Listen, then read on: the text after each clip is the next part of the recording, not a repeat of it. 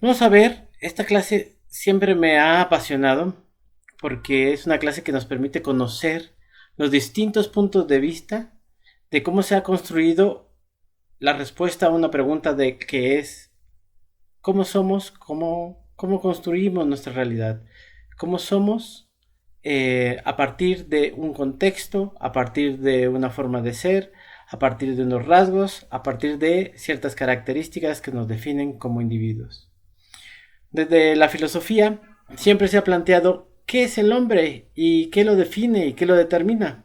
Un acercamiento desde la psicología es justamente estas teorías de la personalidad.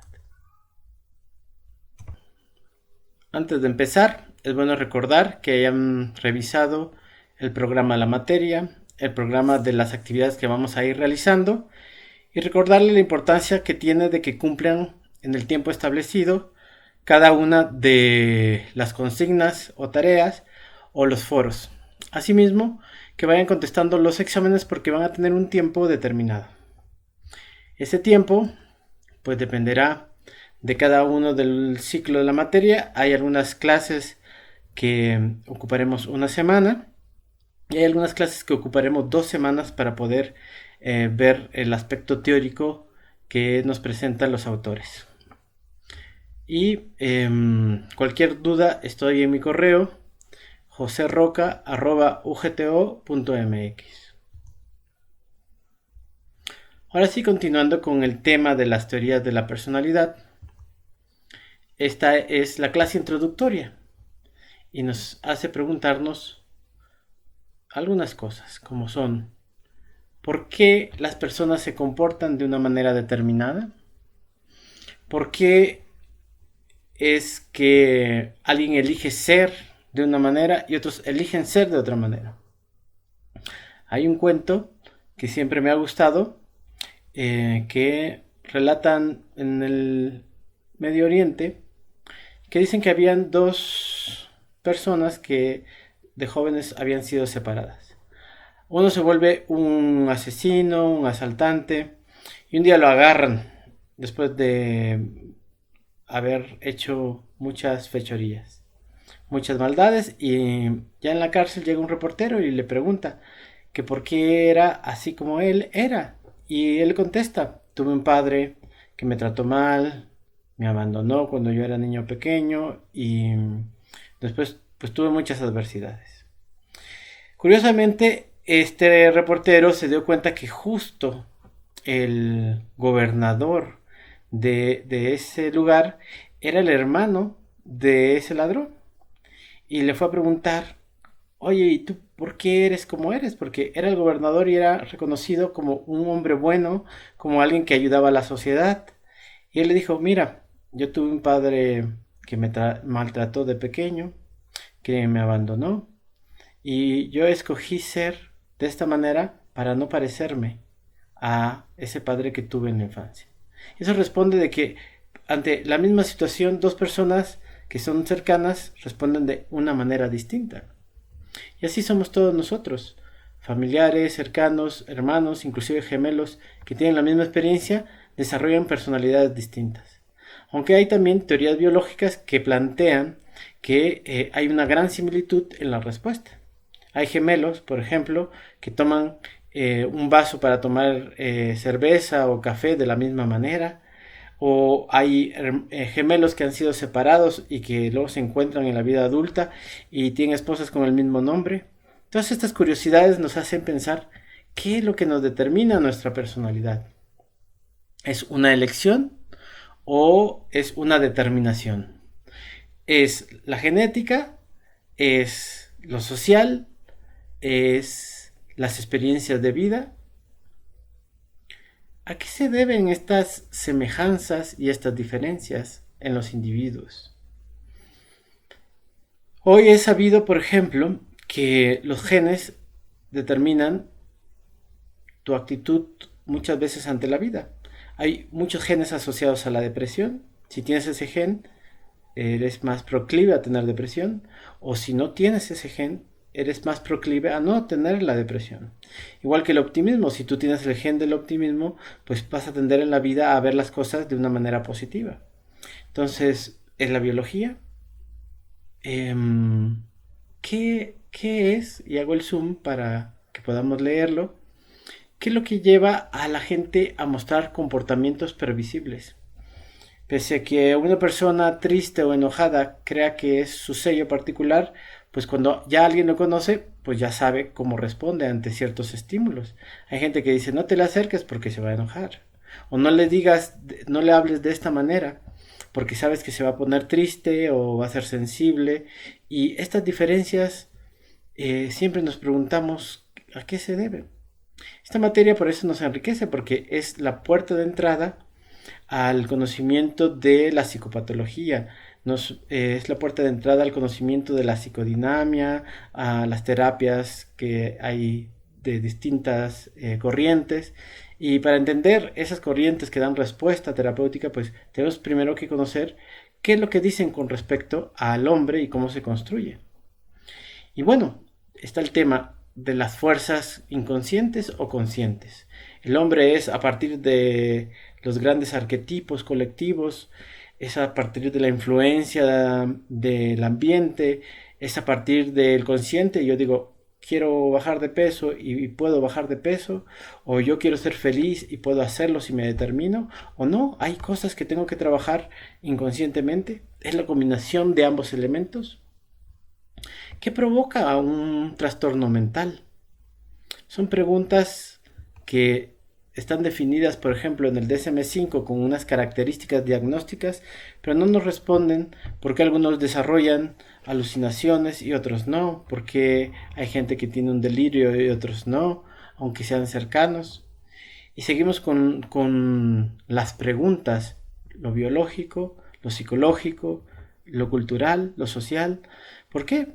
Porque se sabe, por ejemplo, que las familias o los hijos o las personas que tienen un pariente directo en línea de consanguinidad tienen 8 veces más probabilidades de tener un trastorno mental si este familiar lo tuvo.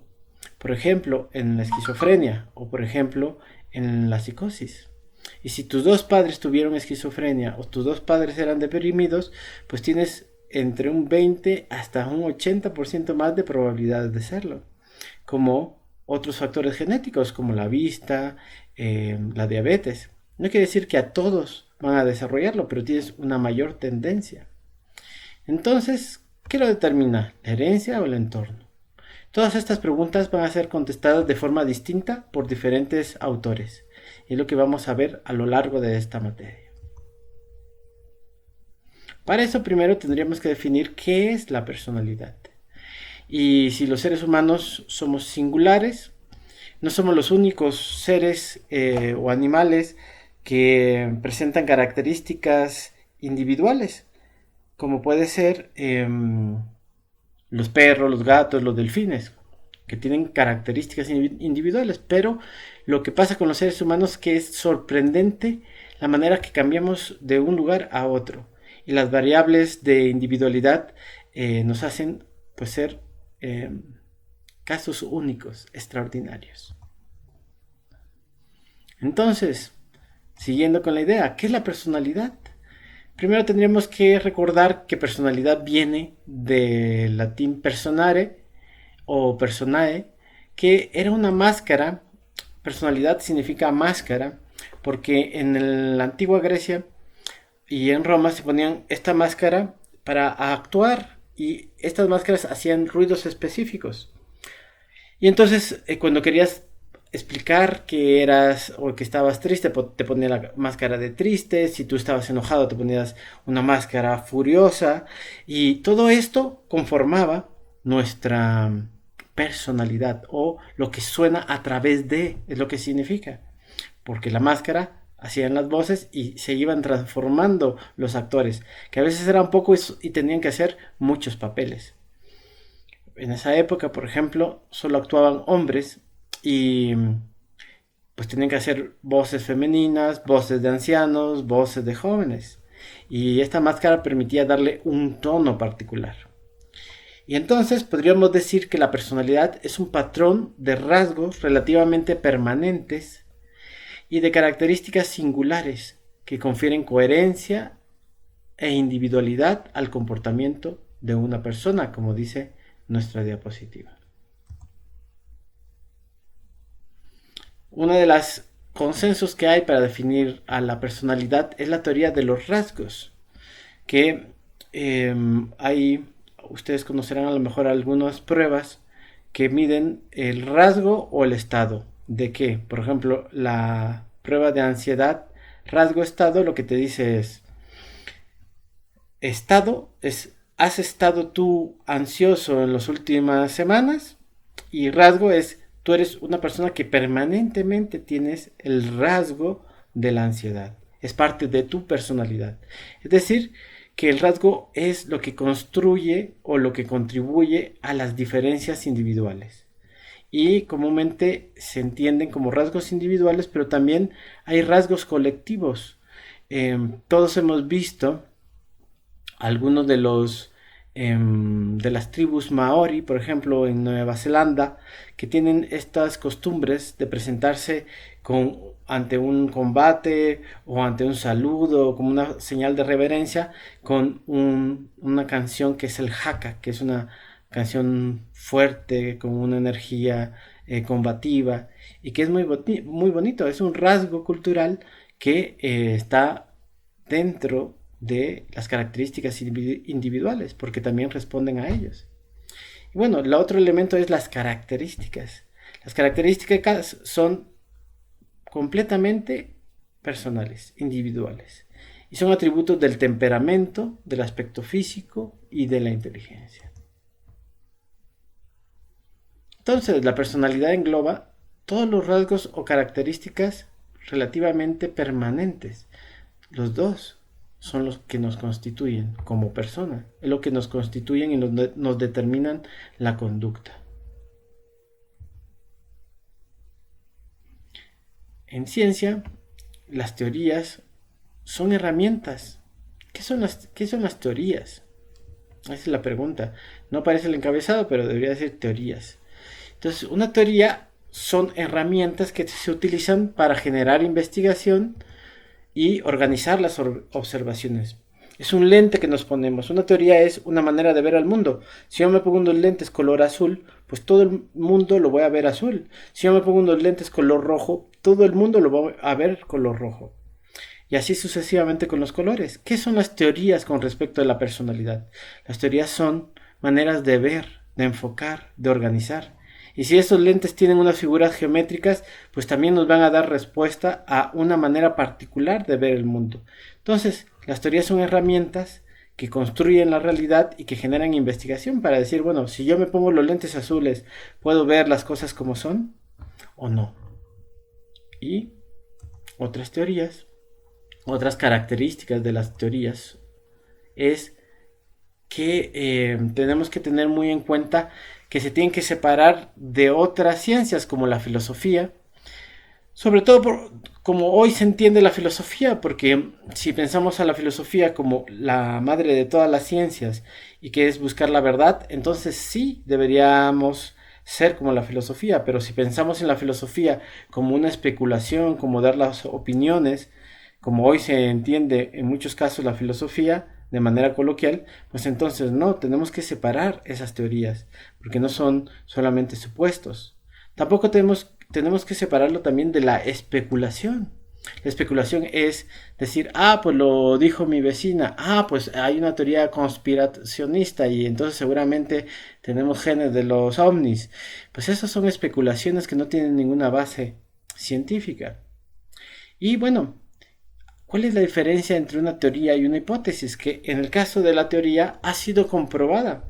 Era una hipótesis y después de la observación y de la construcción de un cuerpo teórico, nosotros nos encontramos con una información que es útil para esta construcción, para esta teoría que nos dice cómo pensar, qué elementos le constituyen, etc. Y tampoco nos tendríamos que asociar, o más bien nos tendríamos que separar de la taxonomía. No se trata solamente de organizar una clasificación que te dice que uno es más alto o más bajo, o tienen tales colores o tales características individuales. como es el peso, etcétera, o el color. No, sino es una teoría que responde a la manera de pensar. En psicología, en teoría de la personalidad, entonces las teorías nos contribuyen a explicar por qué somos como nosotros somos. Nos ayudan a construir una identidad, un cuerpo teórico. La teoría nos dice, por ejemplo, es muy conocida y tuvieron ustedes la clase de teorías de la personalidad 1, donde entonces Freud dice, bueno, el ser humano está constituido por elementos conscientes e inconscientes, pero los inconscientes son más importantes porque te determinan, y los traumas infantiles también te determinan porque eso genera un estilo de vida. Esa es una teoría. ¿Por qué? Porque tiene elementos que explican cómo es el hombre y cómo actúa. Y ahora vamos a ver otras teorías que explican de manera distinta esta misma respuesta que ya han estudiado en psicología. ¿Por qué existen estas diferentes teorías? Porque no son leyes inmutables del universo, sino que son aproximaciones teóricas. Todas las teorías han sido el fruto de la reflexión de sus autores. Ellos sin duda estudiaron las teorías que existían y dijeron, no estoy a gusto con esa teoría. Por ejemplo, Freud dijo, yo no estoy de acuerdo con la respuesta que da la medicina para explicar por qué mis pacientes son como son, por qué es que les da una crisis histérica. Y luego vamos a ver en esta clase a muchos autores como Fromm, Maslow, Adler, y todos parten de Freud porque dicen, esto no estoy de acuerdo con la teoría de Freud, o me quedo con estos elementos y amplío de esta manera, como lo hace Jung, que expande la teoría de Freud y la lleva pues a unos límites que son mucho más completos, mucho más holísticos, podríamos decir. Y también algo que es importante conocer, y es algo que es importante también señalar, que cada uno de los autores da una influencia en su teoría, su propia vida eh, y sus propias emociones, sus propios conflictos nos acercan a una de las respuestas. ¿Por qué es que somos como somos? Esa es la pregunta. ¿Y por qué respondemos de maneras distintas? Y no sé, vamos a ver autores que, por ejemplo, se peleaban con su hermano o que su mamá los trataba mal de pequeños o que fueron enfermizos y todo eso determina que den una respuesta, que es en el fondo una respuesta a sí mismos, pero también ayudan a compartirla y a socializarla. Y sobre todo ayudan a generar investigaciones. ¿Qué tanta investigación hay respecto a una teoría? Nos explica también qué también está construida o qué también está el marco teórico o la definición de sus constructos. Aunque hay teorías que no tienen una definición completa. En esta clase, que es la primera que tengo, no incluí los foros, pero en el foro 1, que te recomiendo que hagas en este momento, escribe 5 características personales que te hacen diferente a todas las demás personas. Y 2, escribe 5 características que tienes en común con otras personas. Escribe con quién es esa similitud. Es importante que aceptamos nuestro acercamiento, que aceptemos nuestras diferencias y que nos pongamos a pensar qué constituye mi forma de ser, qué constituye mi personalidad. También les voy a dejar la primera tarea o consigna que está en la parte descriptiva de la plataforma, que es un video donde Jorge Bucay habla de los tipos de la personalidad. Y esa tarea vas a escribir máximo una cuartilla, donde tú vas a, después de ver el video, a decirme con cuál tipo de personalidad de la que describe Bucay te identificas y por qué. Porque si decimos que nosotros estamos constituidos en base a, o las teorías se construyen en base a la personalidad del teórico, pues nosotros también tenemos que preguntarnos con qué teoría nos identificamos. Y quién sabe, a lo mejor algunos de ustedes en el futuro son gente que se dedica a construir teorías nuevas, a ampliar una teoría. Y eso es lo que todos buscamos, ser útiles, profundizar, tener criterio propio. Y eso es lo que nos enseña esta materia, nos enseña cómo es que cada una persona que se ha sentido capaz de dar una idea nueva que contribuye a la ciencia, pues ha buscado un método ordenado para poder explicarlos. Entonces las teorías son distintas porque las personas son distintas y porque hay diferentes maneras de ver la realidad. También podemos recordar ese cuento que dice que habían 4 sabios ciegos y que les llevan por primera vez un elefante. Y uno agarra la trompa y dice, bueno, es una cosa como una manguera arrugada. Y otro le toca agarrar la cola y dice, no, es como una serpiente. Y uno le toca agarrar la pierna y dice, no, es como un árbol, un tronco fuerte. Y otro le toca agarrar el lomo y dice, bueno, no, es como una montaña. Y lo que nos pasa entonces con las teorías es que tenemos a veces visiones parciales. Y a veces las teorías se complementan, a veces no, a veces son contrarias, pero si somos suficientemente inteligentes podemos utilizar la terapia o la teoría adecuada para cada una de las personas. Las teorías son importantes en cuanto responden a las necesidades humanas. Y lo malo es que a veces la gente se vuelve también un poco fanática de la teoría, cree que es la única respuesta. Y está bien amar lo que uno hace, pero está mal tener un fanatismo inclusive en un aspecto teórico, porque como estamos diciendo, pues las teorías son flexibles, no son leyes inmutables.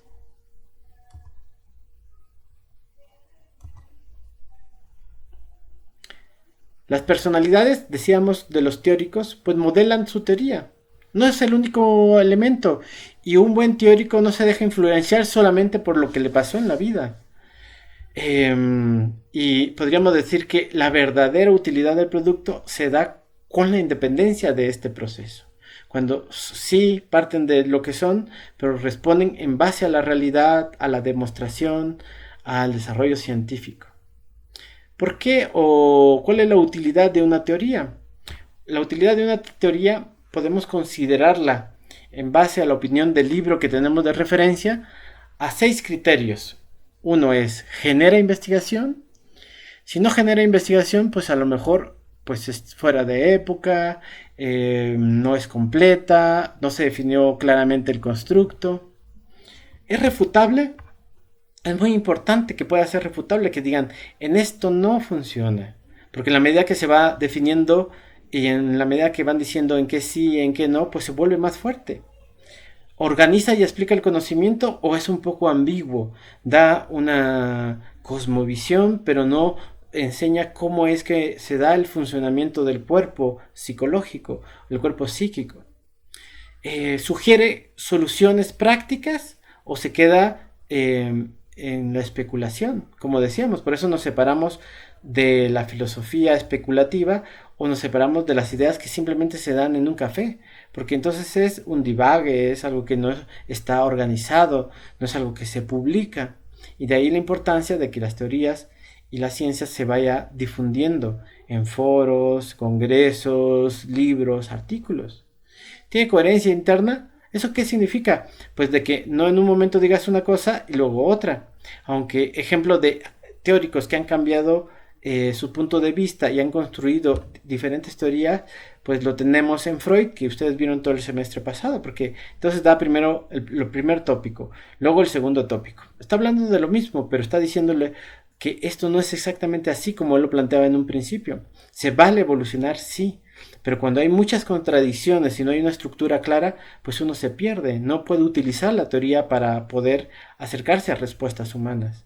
Es sencilla, pasa con teóricos o pongo el ejemplo de la filosofía. Si uno lee a Kant o lee a Heidegger, pues de repente uno dice, bueno, me tengo que tardar una hora revisando la lectura y meditando qué es lo que quiso decir, o teniendo un diccionario de las palabras que utilizan estos filósofos.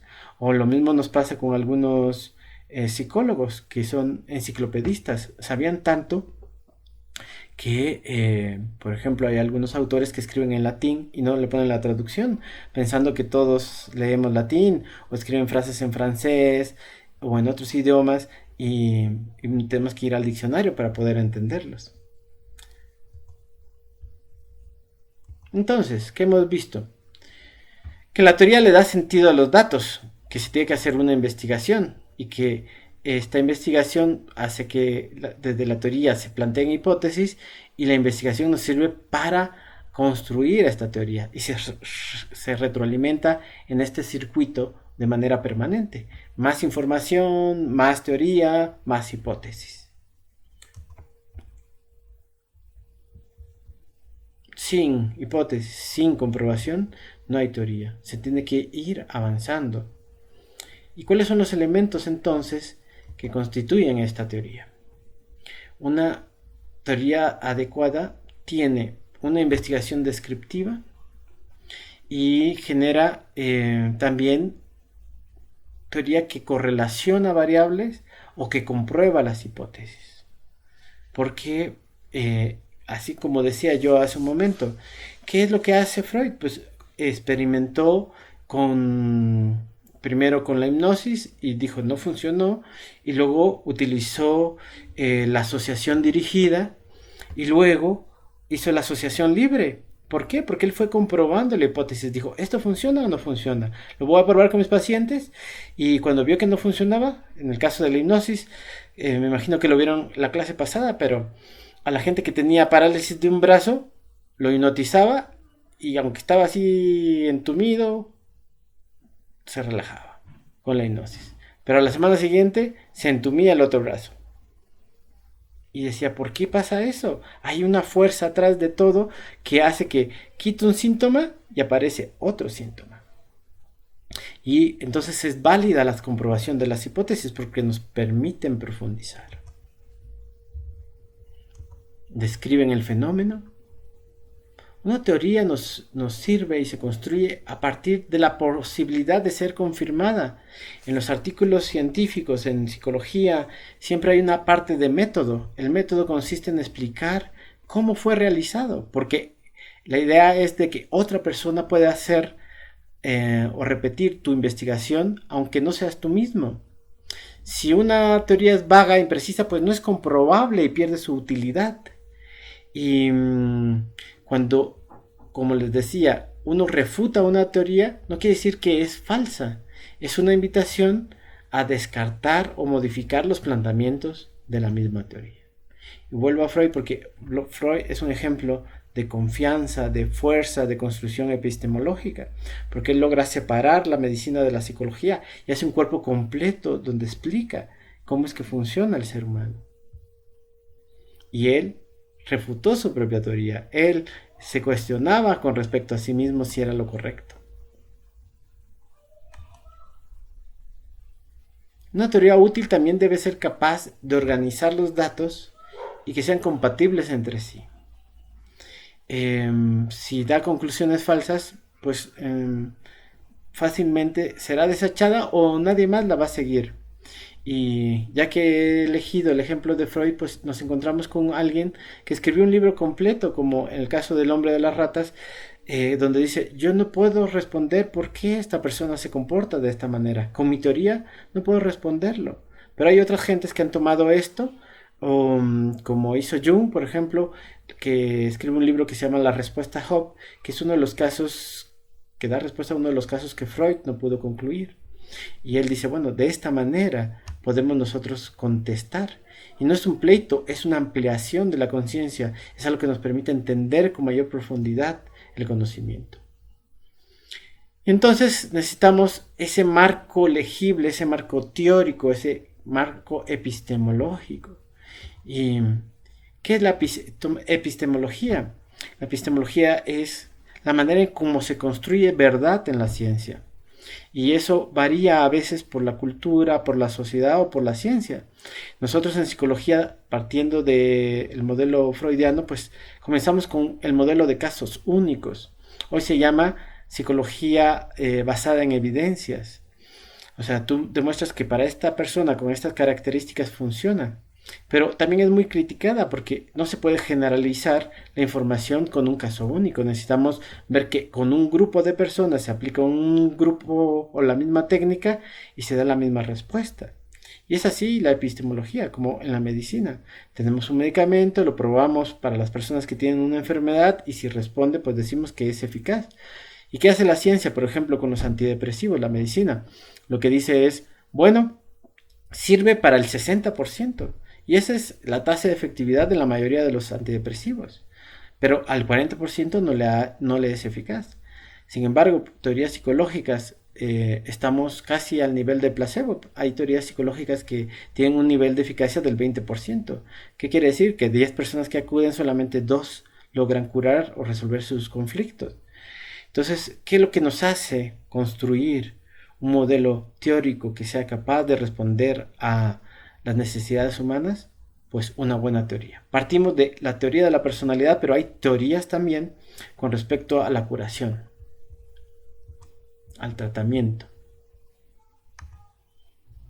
Entonces, una teoría nos sirve de guía, ofrece respuestas posibles y nos permite que no se pierda la gente en ensayo y error, sino que tenga una orientación teórica de cómo acercarnos.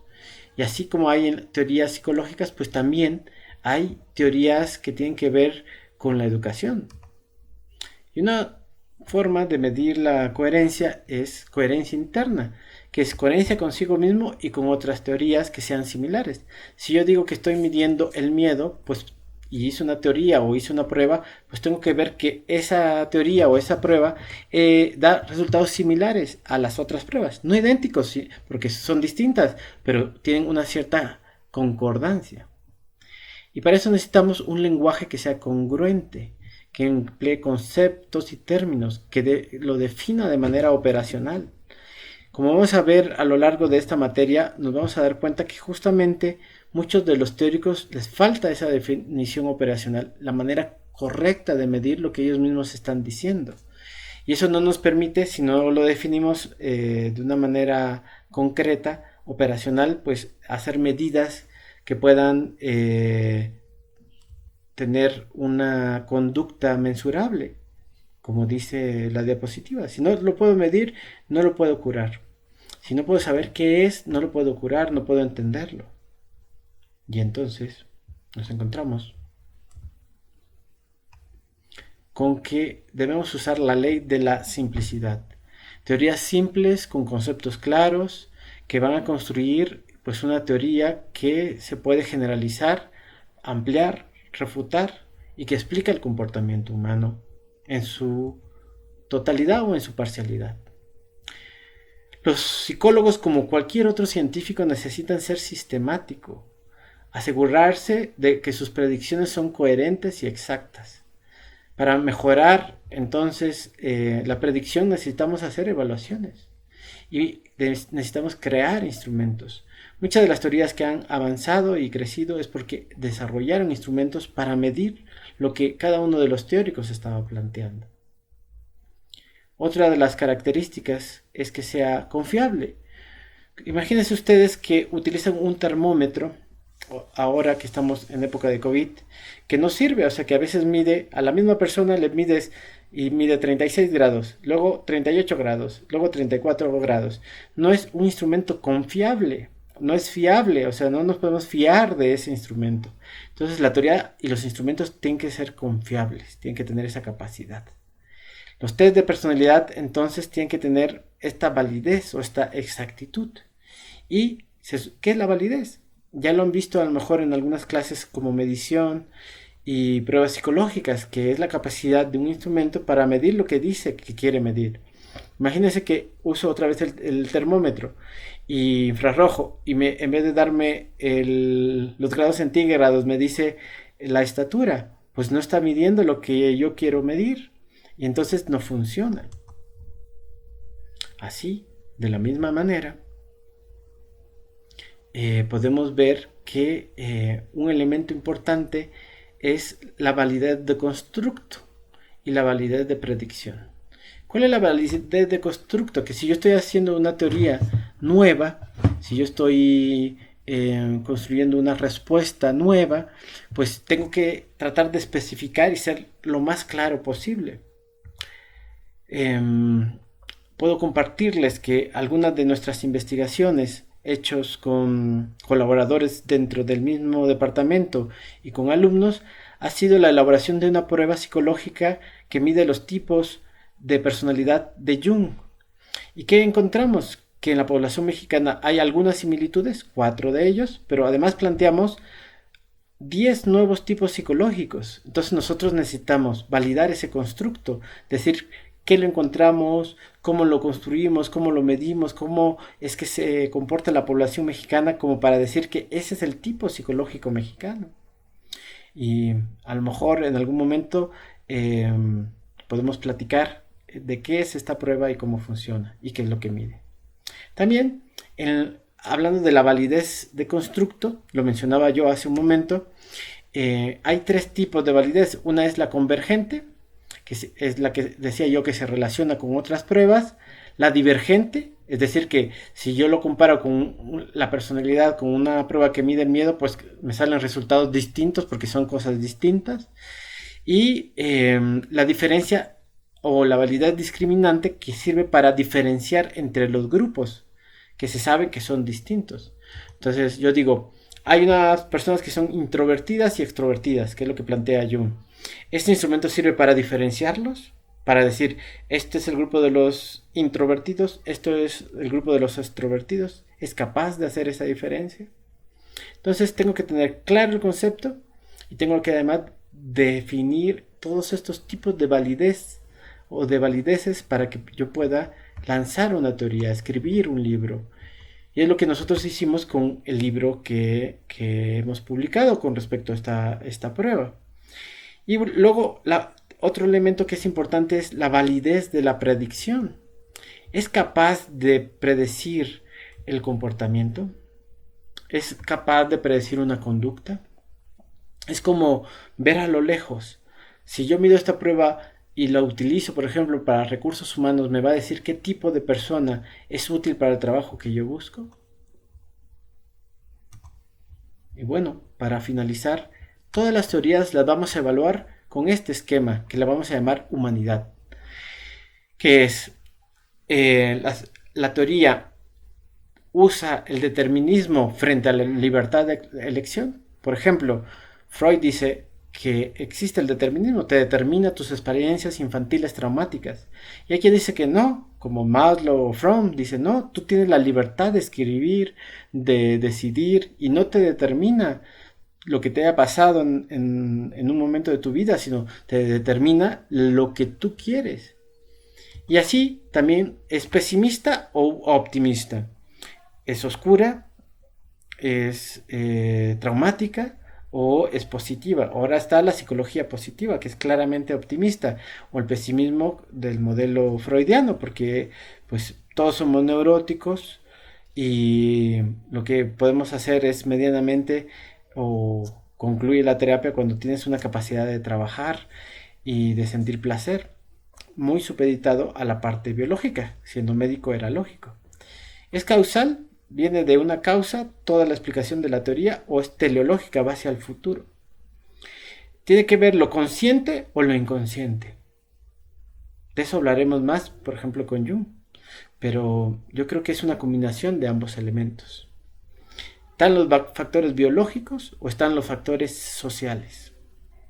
¿Es un comportamiento grupal o es un comportamiento individual? Ya para terminar esta clase del día de hoy, pues les voy a dejar el debate en el foro 2, que va a ser escuchar el video de 2 cuentos sobre confiar en uno mismo de Bucay, y donde ustedes van a tener que compartir qué te parecieron los cuentos, crees que son útiles, y bueno, compartir lo que creas que positivamente lo que escribió un compañero o una compañera, pues tú le escribes un comentario diciéndole estoy de acuerdo, no estoy de acuerdo, sin plantear alguna agresión, simplemente planteando una contribución al pensamiento de sus compañeros.